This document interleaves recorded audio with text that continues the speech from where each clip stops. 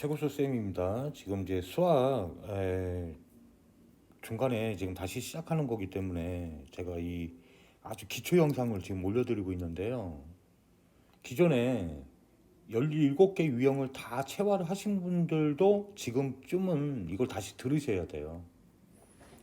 첫 번째가 제가 쌤이 디덕션 가르쳐 드렸어요. 근데 이거는 강조를 하면 할수록 좋은 겁니다. 왜냐? 우리가 수학을 잘못 알고 있는 게 많단 말이에요. 근데 이 교과 내용이 수능에서는 답니다. 전국 수석했던 수능 만점 받았던 수험생들의 인터뷰 한번 꼭 들어보세요. 여러분이 굉장히 재수없다고 느낄 만한 얘기가 많아요. 학교에서도 아마 전교 1, 2등 하는 친구들의 이야기 들어보셨을 겁니다. 교과서가 다였어요. 이렇게 얘기하니까 막 짜증나죠. 자기는 과외를 받아본 적도 없고, 예? 참고서도 많이 보지도 않았고, 오직 교과서하고 기출문제집만 봤다. 이렇게 얘기하는 걸 많이 들어보셨을 거예요. 그게 왜 그러냐? 여러분은, 수학을 자기가 알아내는 거라고 착각하는 거예요. 그게 학습인 줄 아는 거예요. 아닙니다. 어, 교과는요, 검증이 된 거예요. 객관적 정보로 수학의, 수학의 개념과 원리를 여러분이 알아내는 게 아니고요. 알아낸 사람들이 있습니다. 그게 수학자예요. 수학자들이 일반 그냥 교수님 수준이 아니에요. 죄송한데.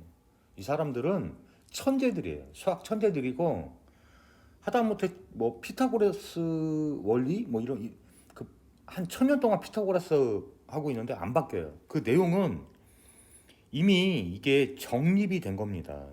이 규칙성이 정립이 돼서 표현화로 나타난 것이 뭐냐면 공식이라 부르는 거예요. 포뮬라라고 하는 겁니다. 영어로. 자, 이거 가지고 출제를 하는 겁니다. 근데 제가 앞전 강의 여러분 들으신 분들은 알겠지만 식이라는 것은요, 식으로 구성되어 있는데 이게 포뮬라예요. 예? 이 규칙이 형태, 폼이 형태거든요. 형태로 굳어진 것 이런 뜻이에요. 여기에는요, 식마다 해법이 존재합니다. 이것도 여러분이 하는 게 아니에요. 다 과학자들이, 수학자들이 밝혀내가지고 교과서에다가 우리나라 교과부에서 지정해가지고 교과서에 실어 놓은 겁니다.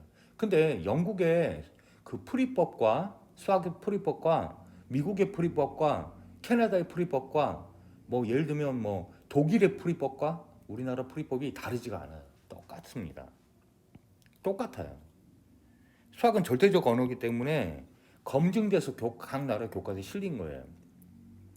그럼 여러분 뭘 해야 되냐?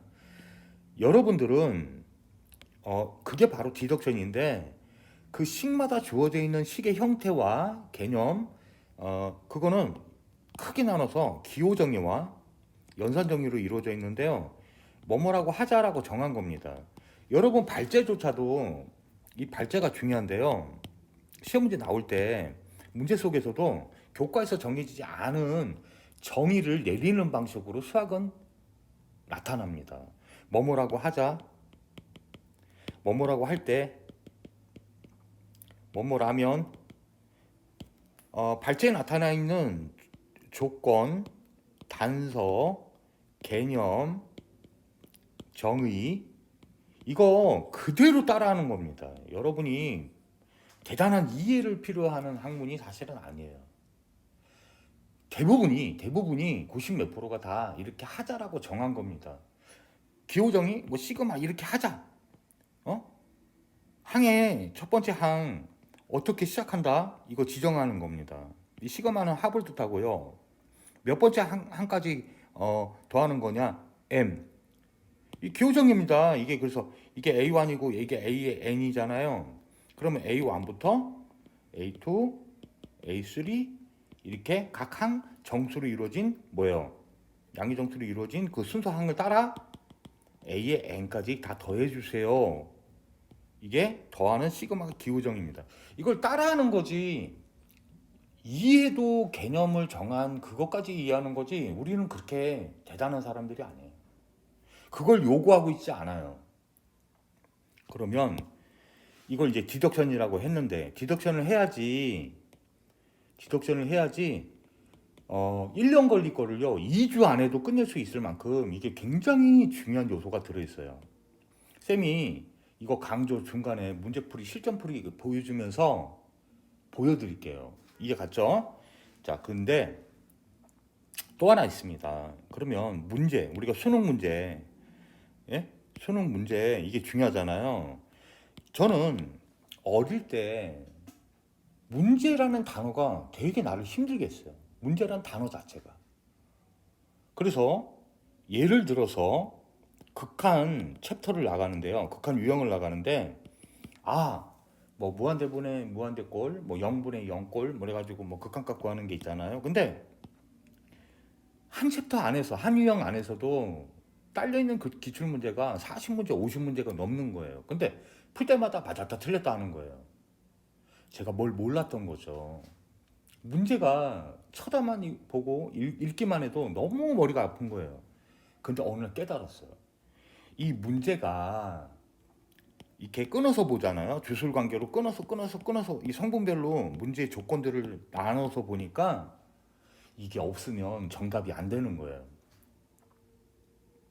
발제는요, 이걸 이제 문제를 내는 방식을 발제라고 하는데, 발제는요, 정답을 가르쳐 주고 있는 거예요. 이거를 어느 날 깨달았는데 너무 마음이 편했어요.